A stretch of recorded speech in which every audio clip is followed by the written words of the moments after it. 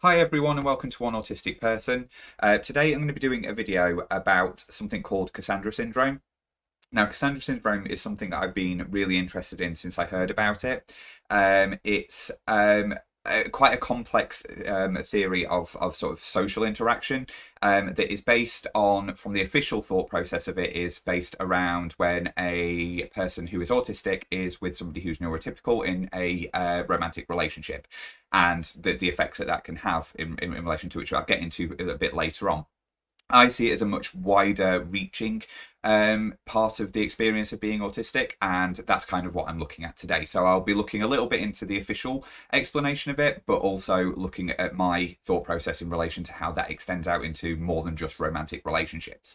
So this first bit, I'm just going to say what I feel like Cassandra Syndrome is from an overarching perspective, which is it is when a person feels they are not being believed when they are saying something consistently or regularly, leading to a feeling of being unheard, unseen, or misunderstood to a point of traumatic response. So it is when we feel a traumatic response by a lack of feeling understood or feeling believed about things that we're discussing about ourselves consistently over and over and over again. So it's sort of like persistent trauma that we're experiencing. Just a quick note on sort of why it's called Cassandra Syndrome, just because I think it's interesting. So Cassandra was a prophet in Greek mythology. She was cursed to always tell the truth but never be believed.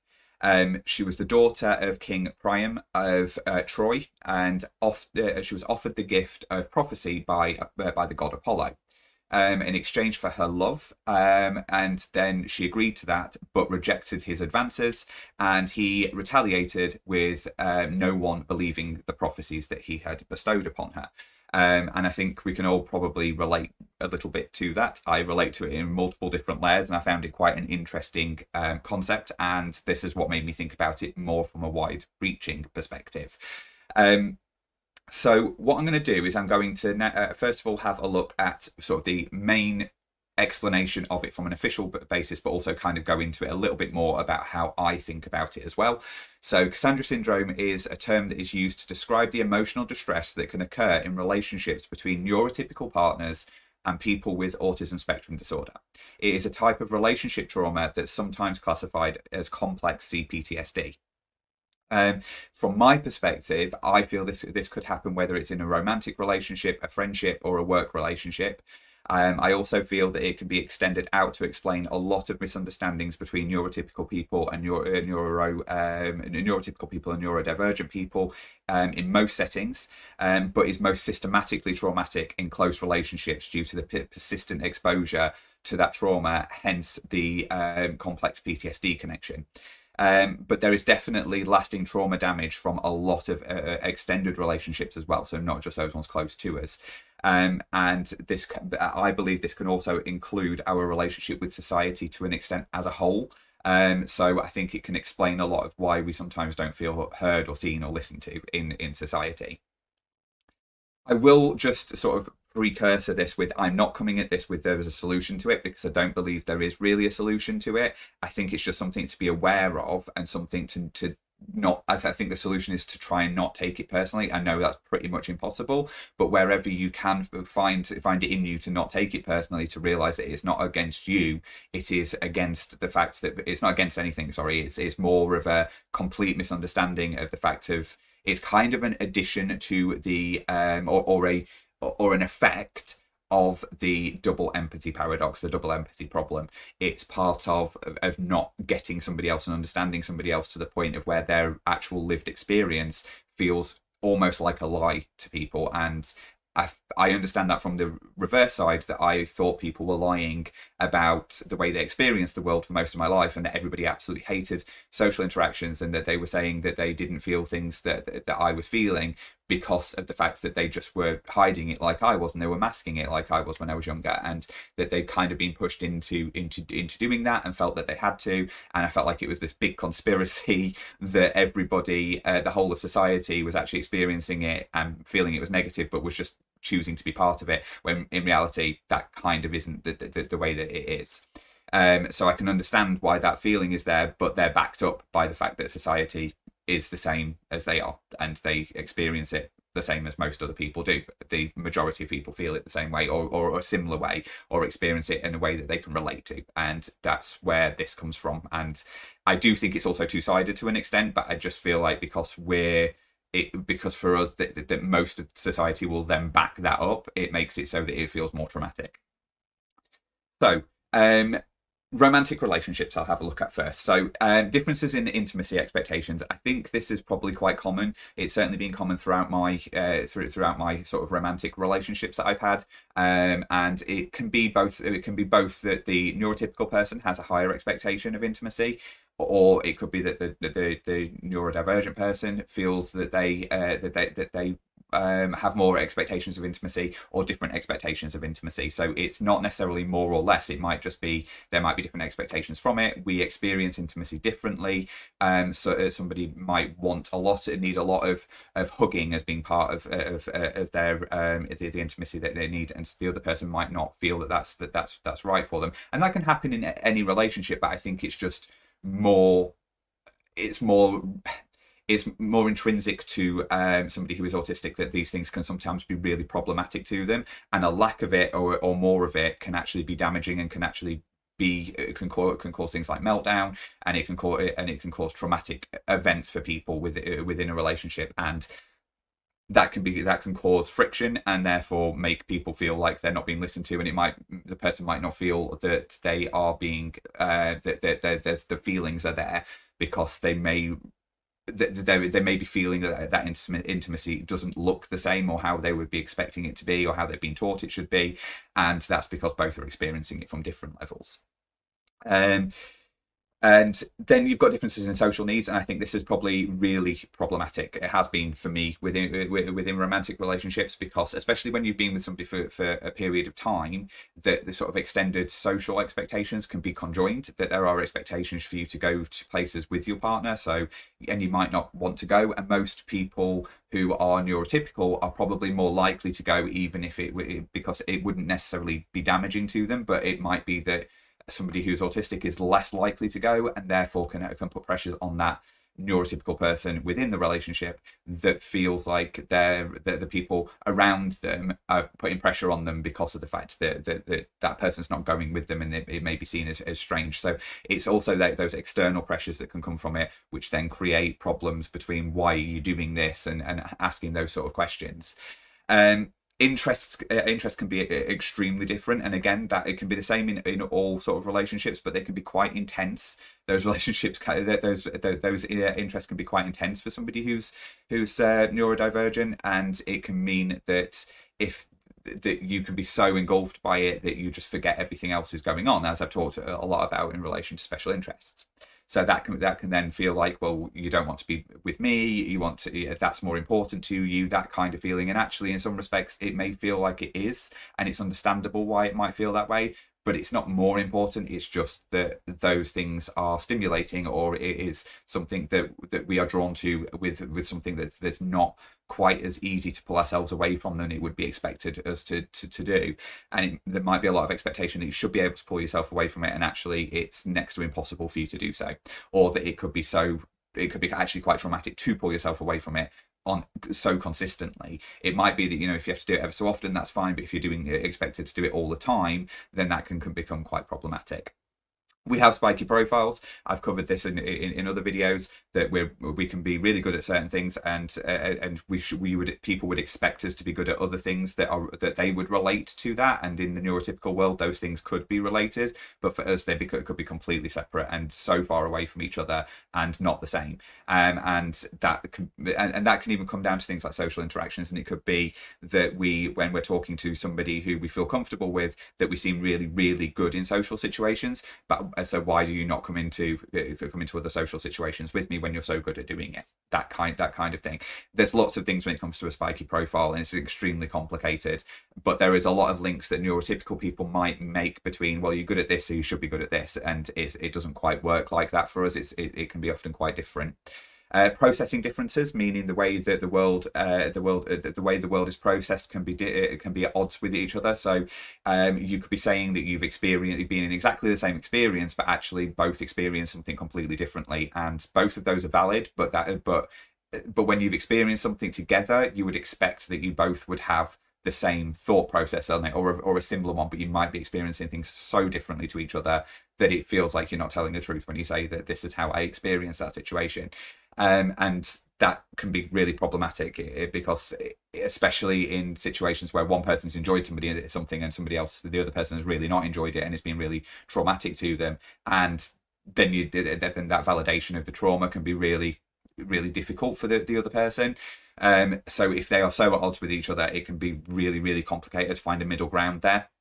We have sensory differences to people who are neurotypical. Obviously, part of the diagnosis criteria can be to have sensory differences, and it could be that the world can become very overwhelming to us very quickly, and that can be, from an outside perspective, it can be invalidating when a person's looking at it from the outside. It can be invalidating when a person's looking at it and going, why is this so difficult for you? Why are you struggling with this? You were able to experience this a few days ago or a few hours ago, but actually something very minor may have changed in the environment that will mean our senses have changed. But it might not even be something in the environment, it might be something internal, and therefore that's really difficult for somebody to understand when they're able to regulate themselves much easier than we're able to. And then there's obviously the social cue reading. So I don't necessarily know when the person I'm speaking to is bored or frustrated or angry, and that can then lead to conflicts between you not understanding each other, and it's vice versa. This is very much two ways. Autistic people often struggle to be able to give social cues in a way that maybe a neurotypical person would understand as well. So that can be very confusing from both sides, and I think that's really, really problematic, especially when a neurotypical person often feels like their social cues are quite open and quite, you can see that that's what they should be able to see that's what they mean, and it can be very confusing to a neurotypical person when a neurodivergent person totally doesn't get it and really did not see it. And quite often it can be like, well, how did you not see that? How is it not possible? And you can see how that would then be, well, you're invalidating the fact that I didn't see it, but you're also at the same time invalidating that person's feeling, like you're invalidating their experience as well. So it makes it extremely complicated, and it can then be that both of you are sort of at the point where you're like, you're not really believing each other, so it can break down those relationships. I do think with romantic relationships, those things over time, if you're with the right person, those things become less complicated, and you start finding a way to work through that, and you'll find a way that both of you will be able to experience life in a way that is beneficial to both of you. And I think it's really important for us as autistic people to make sure that we, at some point in our life, we will find that person that gets it, and once you do, that relationship will turn into whatever that relationship will be. And we may call it a romantic relationship, but it may not necessarily be a traditionally romantic relationship. It may not look like that to the outside world, but it could be to you. It's not necessarily romantic, but it's a very close relationship, and probably the closest relationship you've got. And that's kind of where I sit now, is that I don't have a romantic relationship. I don't have a partner. That's not how my life is, but I do have somebody who is extremely close to me and understands me more than anybody else in the world. And but I would not consider that person my partner. So it's just that will build and become whatever it becomes. And it's an understanding of that, I think, is a major part of it. So friends. So friends are something for me that have been very, very complicated. I struggle with having multiple friends. I've said this in various other videos that I've done. I only have one realistically at a time. Other people I may have in my life, and people may consider me a friend, and I just see them as people who are peripheral. And I know that sounds awful, but it's not horrible. It's just that's where they are to me. They're not really in my sight. They're not in my thought process, and it's not because I don't like them. It's because it's too much for me to have too many people that I need to think about, because that then becomes problematic. I think very heavily and hugely and intensely about the people around me, and I care deeply about those people. If I did that, but I can't change that depending on who I'm friends with. So the more friends I have, it's not like I can share that out with more people. I can't. Because I would be replicating that expectation with everybody no matter what. And I've tried changing that, and I've tried being different with it. It doesn't work. So to have a friendship, for me, there are probably other people who would be acquaintances, people who I know, and that kind of falls into this for me as well, because friendships for me are way more complex than it being what I think a lot of people may consider friends, which could be a wider group of people who they are not so involved with. So different needs from a friendship. I do think neurotypical people and autistic people and neurodivergent people tend to have different needs from a friendship, and I think that can be really that can make it very, very difficult to sustain a relationship.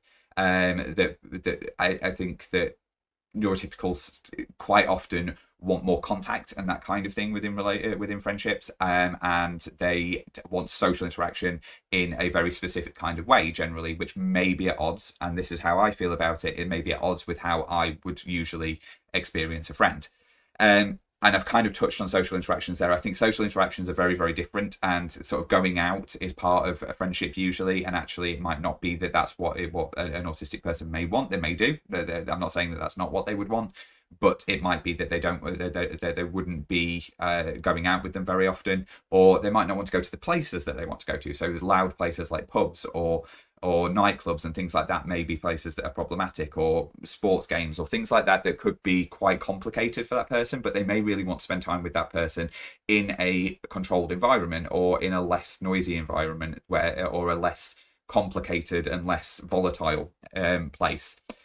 Social interests can be really intense, very similar to what it is in relation to the romantic relationship side of things. So sort of talking about your special interests can become quite consuming of a conversation, and if people struggle with that, they might be okay when it's one-to-one, but when you're in a bigger group, it might be that that's problematic. But actually, I found with long-term friends that eventually get to the point where they're saying you're just talking about the same thing over and over and over again, and then that can be really problematic. So with special interests being as intense as they are, and I don't know that I'm relating things to my special interest until I'm way down a monologue to be able to understand it, and that puts people off early on in a friendship. And I think this is the point, is kind of friendships for me fall apart very early on.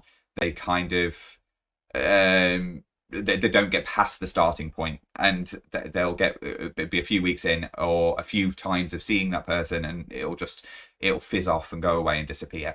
Communication differences, which I've kind of touched on as well, but I think this for me is very specifically around the amount of contact that's expected. So there are people who I have had these sort of acquaintances, like I say, these people who are peripherally around me, and when I say that, it's digitally, so it's not people that I meet in general, is people who would be digitally around me, where there could be sort of where I think other people would make friendships, whereas I would maybe talk to them a few times, and then their expectation of contact becomes too much for me. So expecting like a message every day or every 2 days, that's really complicated for me. Reading messages and then not responding straight away, that's something I do all the time. My housemate, my best friend, will tell you that this happens all the time, but my best friend does it to me all the time. And we do it to each other. We know that it's not problematic, and we'll just respond later. And quite often, I'm pretty sure he does the same thing as I do. I'll read it, forget that I've read it, and the next time I go to send him a message, I'll go, oops, I forgot to message him back on that one.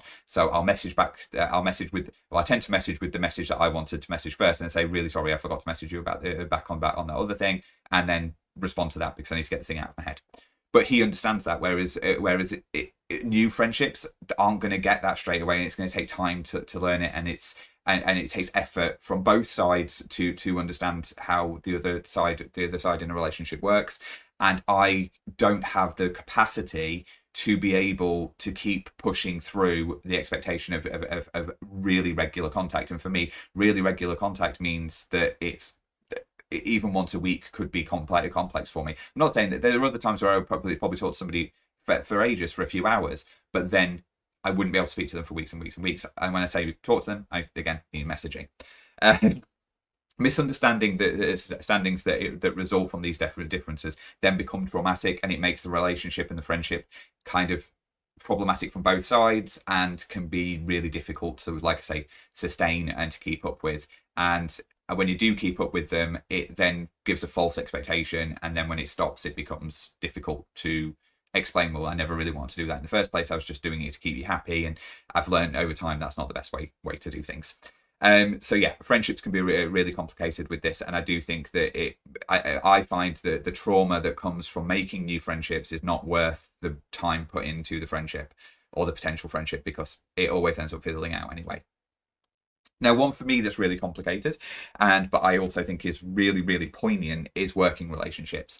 So I think this comes from a multitude of things. This, what I'm going to say here, doesn't even come close to covering it, and I think it probably Cassandra syndrome probably is more important here than anywhere else to understand that it may happen, because of boundaries being blurred and things like that can be very difficult with working relationships. But I think it comes from things like line manager expectations not being clear, and not being believed when you truly felt that you did what you were asked. So quite often I found that I will be asked to do something, I will go all in on that thing, put a huge amount of effort into it, and it won't be what the person expected, even though I asked them to explain it to me, even though I asked them to give me a detailed explanation of what it is that they wanted. But I come at them with something different, and then they kind of don't believe that you've done what they wanted you to do, and it feels like you've gone off on your own, and that's not what I meant to do. But it can happen quite often with me because my mind works so differently. So with that, I have to bring myself back to sort of go, is this what you're thinking? And then that will hopefully give a response back. Sometimes it doesn't. Sometimes it's extremely complicated, and the person says, yeah, that's fine, and then they still come back and it's really complicated. Different expectations of output, and I think this comes from the fact of having a sort of spiky profile of habit, and also there is with you kind of have hyperfocus. With me, you've got hyperfocus and executive functioning challenges, and in a work environment, those two things are really problematic, because you have these differences of output.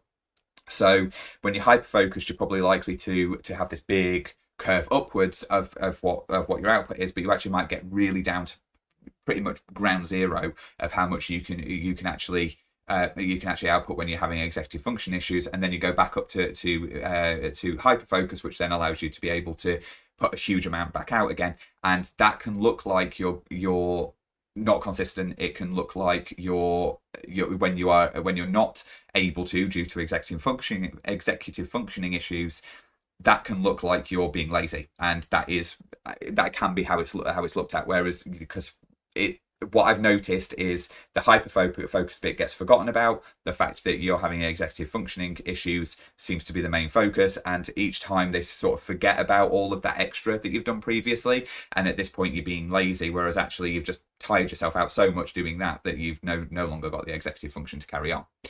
And I think there's a lot of unclear communication when it comes to work environments in general. I think there's also very blurred lines in relation to working relationships, and and what is expected of you, and what conversations that you're supposed to have, and how much input you can have in things, and that type of thing.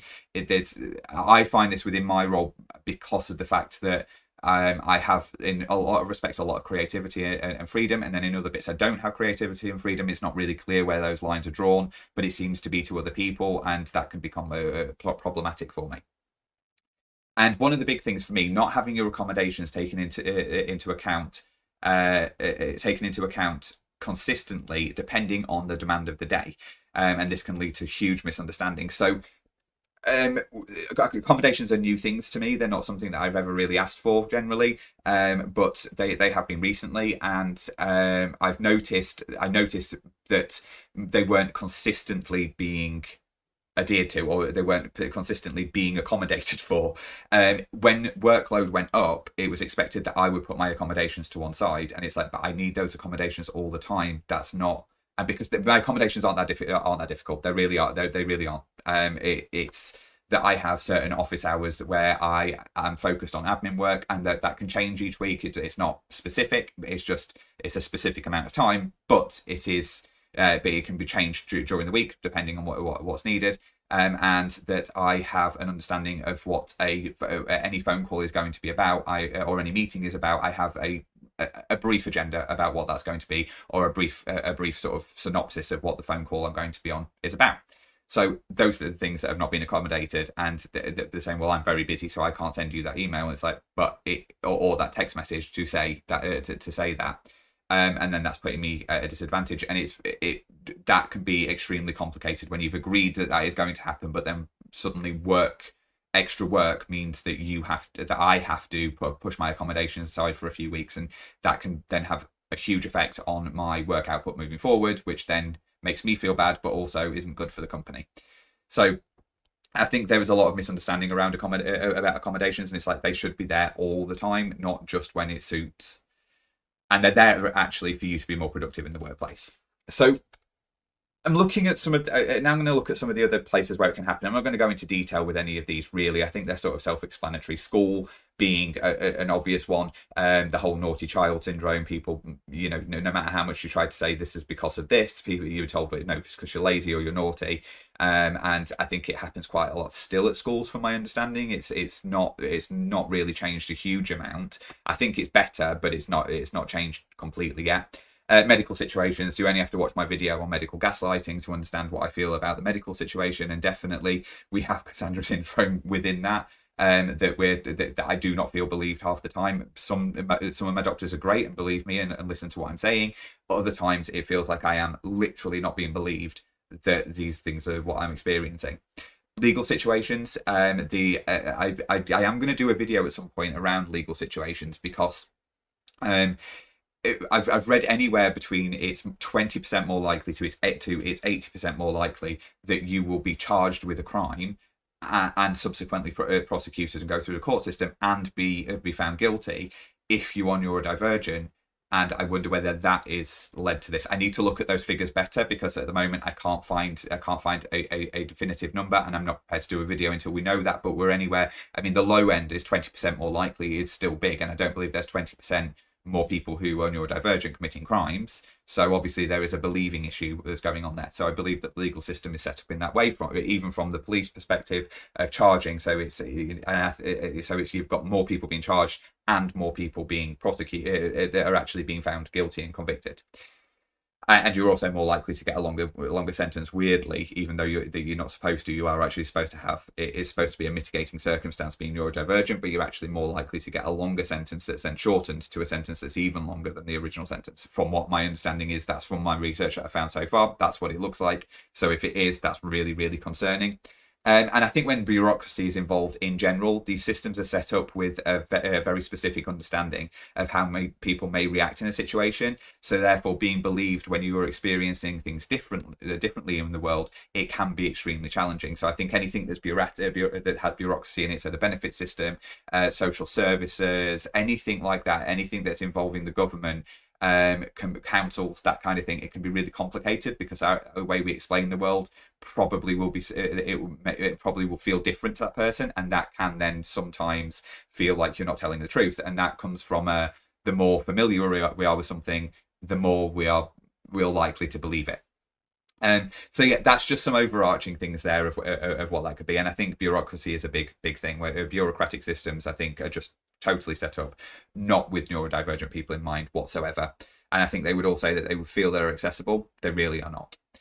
So there's kind of symptoms that come on this, but it's kind of added into things that I think we already experience as being neurodivergent people. So anxiety, anger, hypervigilance, disassociation, feeling unseen, emotionally abandoned or disregarded, or feeling of isolation and frustration, which I definitely feel. All of those things. I know that I can feel very disassociated from society, and that happens more when I feel disbelieved by people around me, or that I'm struggling to get my point across to people, like when I've had issues with the doctors, for instance, like I've already mentioned. That can be really problematic and actually lead to a much bigger disassociation to society. And the same in a work environment, I feel more dissociated from everybody when these things happen. It can cause a lack of intimacy and social connection, emotional deprivation, harmonious relationships, and neurodivergent partners masking their challenges, and a lack of genuine affirmation and emotional support from the significant other. And that's specifically around romantic relationships. And I think the really important bit there, anybody that's watched videos on my channel before will know how I have an aversion to masking. So anything that makes us mask more, especially when it comes to a romantic relationship, somebody we could potentially be living with, that's really, really problematic in my view, and extremely harmful and damaging to both you and to the relationship that you have with that person. So I'm looking kind of overcoming this, like I said at the beginning, or sort of near the beginning of this video. It's not really a thing that we can overcome. It's just something to be aware of, and to, when you can push through and sort of assert yourself, do so.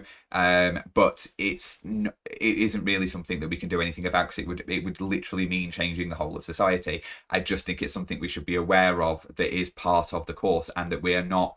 To remember that we are valid and we can say how we're feeling, and just because that other person doesn't understand, that doesn't put it on you. That's kind of what I'm trying to get out of the point of this, is that don't put it on yourself when somebody else doesn't believe you. If you're telling the truth about the way you feel, then you're telling the truth, and that should be accepted. So yeah, it's extremely difficult when it comes to social complexities. And it does take both parties accepting that you're experiencing the world differently, and sometimes that needs an explanation. That needs us to explain to a neurotypical person and reminding them that we do experience the world differently. Therefore, our experience of it and our description of it will maybe seem different to what they would expect it to be. It doesn't mean that we're lying, and it doesn't mean that we're experiencing it in a way that we're not. It's not that we're not experiencing it the way that we're saying it. It's just that they're not understanding the fact that you would experience it in that way, because they can't relate. But sometimes trying to find something that's relatable, maybe if you know the person. So if it is a romantic relationship, sometimes turning it round and getting them to sort of explain it to them how they would feel if it was them related to something that is going to make a difference to them, and that they would feel the way you're feeling, and it is sort of making that relation to that relationship to that thing for that person, and sort of reframing, I suppose, what's coming from you and explaining why in a way that they can understand. I don't believe it's all doom and gloom, though. The more we are out there advocating for ourselves and each other, the more people will start to understand that it is just a matter of us experiencing the world differently. I at least have to hope that that's the case. And I'm going to kind of end on just paraphrasing a Doctor Who quote that has meant a lot to me since it came out last year. And it's that I have to believe birds will sing again one day, that there will be birds. And when something really bad is just about to happen to somebody, that they say this, and it's quite literally the whole world is not going to exist anymore. And it's that last little bit of belief of we will get there, and I do believe that we will. And I think that eventually people will start understanding that they don't have to experience it the same way as we do to understand the fact that we still had that reaction to it. And I do hope that over time that will happen, but it will only happen if we communicate that.